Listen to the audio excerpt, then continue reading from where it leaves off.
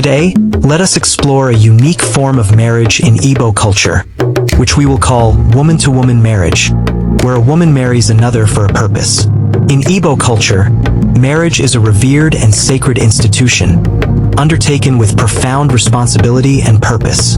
Its primary aim is for procreation, fostering new life, nurturing successive generations, and preserving the ancestral legacy. But what happens when the circle of life is interrupted? When a man dies before he can fulfill his role of procreation?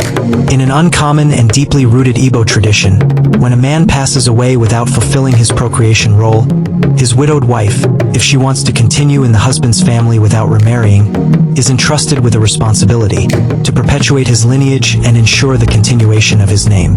How then does she fulfill this responsibility?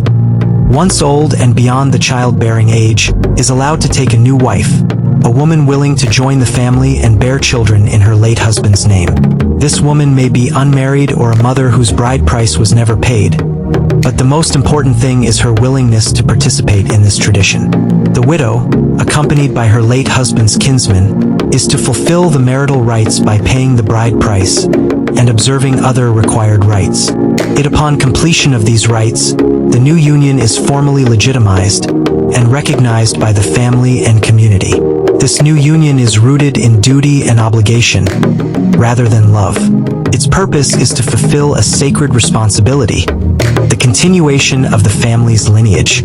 Under the guidance and protection of the widow, the new wife will be provided for by the family and given the opportunity to build a family of her own, ensuring the legacy of her late husband's family endures. In a carefully considered process, the widow, with the help of the kinsman, selects a man or men from among the family's young men, chosen for his genetics, health, and physical qualities.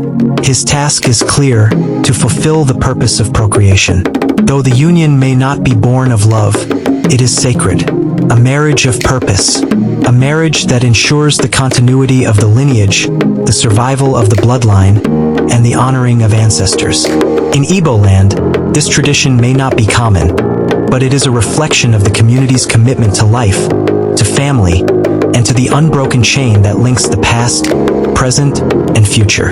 For in the Igbo culture, marriage is not just a union, it is a legacy that must be carried forward. And in these rare unions, it is the strength of a woman that ensures that life will always go on.